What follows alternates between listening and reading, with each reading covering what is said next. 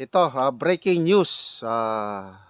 Tungkol ito kay Speaker Martin Romualdez. Merong nagsampa ng motion sa Ombudsman para magkaroon ng preventive suspension laban kay Speaker Martin Romualdez. Okay? So ito, post ng ABS-CBN 26 minutes ago. Okay.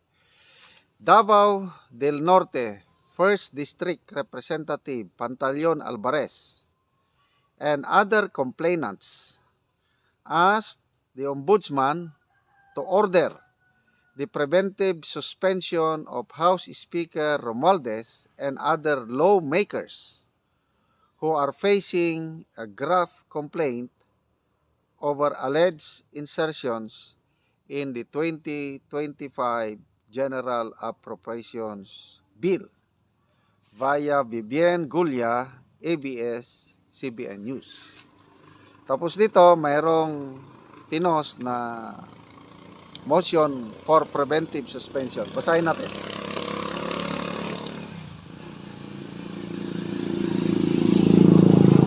Republic, maingay. Palampasin muna natin yung tricycle. Ito. Republic of the Philippines, Office of the Ombudsman, Quezon City. Pantaleon D. Alvarez, Ferdinand Topacio,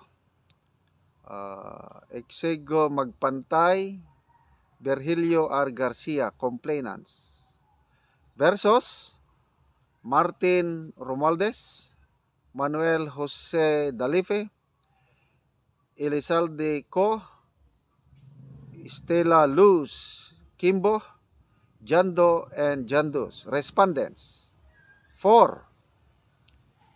Falsification of legislative documents, Article 170, Revised Penal Code, 12 counts, and violation of Section 3C of the Anti-Graft Law or RA 3019. Motion for preventive suspension. Complainants through undersigned counsel most respectfully move the Honorable Office to order the preventive suspension from office of the herein respondents and in support hereof respectfully states that this honorable office under Section 24 of Republica, yan na, yung trabaho ng Ombudsman. Basta, naihain na ang motion for preventive suspension sa laban kay Speaker Martin Romualdez, Congressman Dalipe, Congressman Elizaldico, Congresswoman Stella Kimbo. Kalakip nito or connection nito sa graft and corruption case na naisampa laban sa mga kongresista doon pa rin sa Ombudsman. So, habang dinidinig ang kaso, motion itong grupo ni na Congressman Alvarez na i-suspend nyo muna, preventive suspension. Example ng preventive suspension, si DG Bantag, nung nagkaroon na ng kaguluhan sa Percy Lapid case, yun, preventive suspension, I think 90 days. After 90 days, another extension ng ilang 90 days, ganon, hanggang tuluyan nang nawala si DG Bantag. Natanggal na bilang Bucor Chief. So, parang ganito rin, itong hinihiling, itong company na Attorney Topacio, Congressman Alvarez, na isuspend muna ang mga nabanggit na mga kongresista. And by the way, abogado rin pala si Congressman Alvarez. Nag-practice siya ng law, private practice siya ng law bago siya pumasok sa politika. Yung isang complainant, Attorney Virgilio Garcia, kilala ko ito. Isang reservist na Brigadier General. Magaling na abogado rin itong si Attorney Virgilio Garcia. Okay, so Magbasa lang tayo sa mga comments.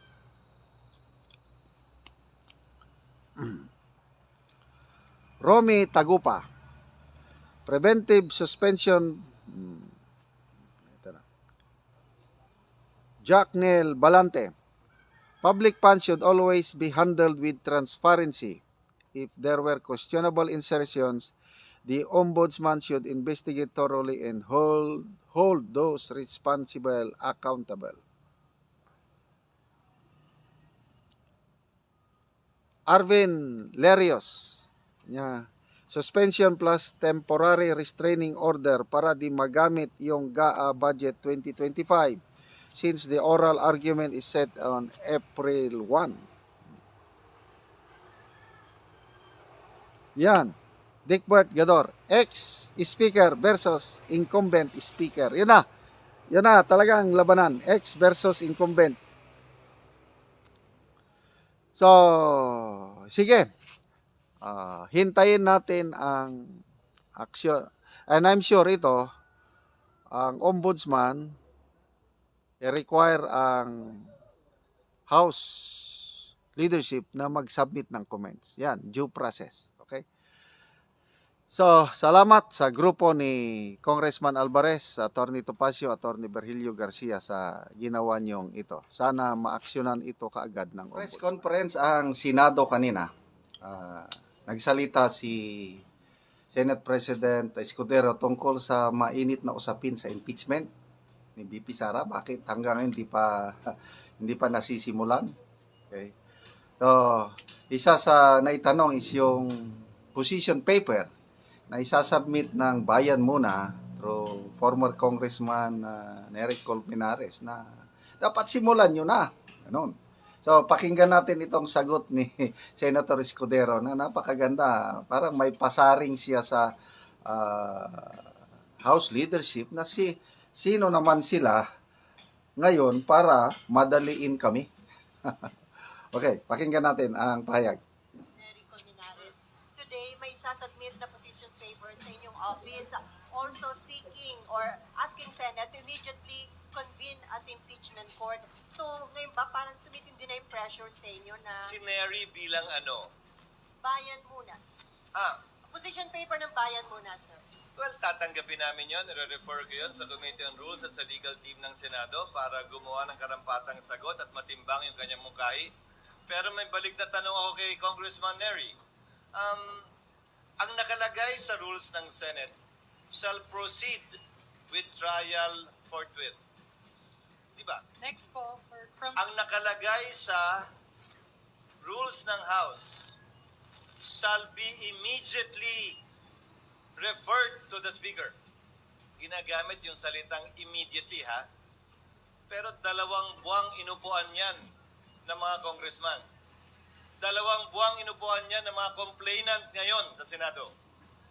Kung ang interpretasyon nila ng immediately, yung salitang immediately talaga nandun, ha? Ay lumampas pa ng 2 buwan dahil hanggang ngayon di pa nila nire-refer. Sa katunayan, yung 3 impeachment complaint na bahagi ang bayan muna na nag-file ay in-archive na lamang at hindi pa rin nire-refer. Sino naman sila ngayon para madaliin kami samantalang sila naman ay tila hindi nagmamadali? Kaugnay sa kanilang reklamo mismo. Dagdag pa, gaya ng sinabi ko, hindi namin pwedeng ma-refer na yan at ma-convene yung court nang walang sesyon ng Senado. Pero i-refer namin yun sa aming mga legal teams para makonsidera yung kanilang mga suggestion. So, yun. Napakalinaw. May kanya-kanyang rules ang Kamara at Senado. Doon pala sa Kamara is shall be referred immediately to the office of the Speaker of the House. Yung 3 naunang impeachment complaint. Hindi naman ni-refer kagad. Di kasalanan ng mga kongresista. Di ba ganun lang yun? Kasimple. Hindi nga nila inaksyonan yung 3 eh. Naka-aparador na archive. Bigla yung pang-4, yun ang ipinasa. Tapos gusto nilang apurahin ngayon ang mga senador na very consistent ang stand ni Senate President Escudero na hindi kami pwedeng makonvene as an impeachment court dahil wala nang sesyon, wala nang plenary. Ganon din ang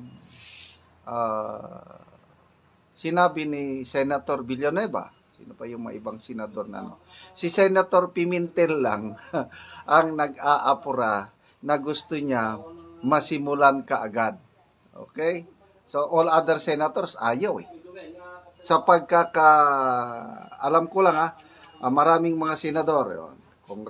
Senator Subiri, magkapatid na Estrada, Nancy Binay, Marcos, ayun, and then all others, tahimik na. Ibig sabihin, break lang muna, huwag tayong mag-apura. So, itong iba, yun, bayan muna, gusto nilang masimulan. Ngayon, ang usaping ito, nasa Supreme Court na. 3 petition na ang nasa Supreme Court. Hintayin na lang natin ang decision ng Supreme Court. Unang petition, yung abogado, Hinirilio, asking the Supreme Court na i-direct ang Senado na simulan kagad. So, yun, inaksyonan na ito ng Supreme Court. Pinapasagot na ang Senado. May nagkasunod na 2 petition. Una, si Attorney Torion at 3 pang Mindanaoan lawyers. Pangalawa, si BP Sara na mismo, represented by Forton, Narbasa, and Salazar Law Office. Ito na yung mga pinakamabibigat na mga abogado. Lalo na yung magkapatid na Forton, Raymond and Siegfried Forton. Nako, abogado di Campanilla ang mga yan. Pag sinabing abogado di Campanilla, manginginig ka pag yan ang makatapat mo.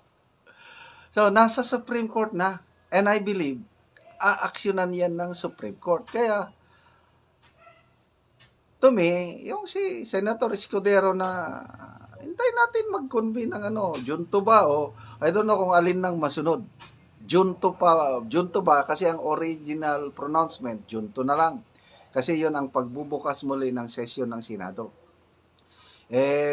Dinagdagan lately na sa after SONA na lang, July 21 ba yun on 22. So, medyo matagal-tagal pa. Medyo, I don't know, itong iba na gusto na nilang apurahin ang impeachment trial. So, again,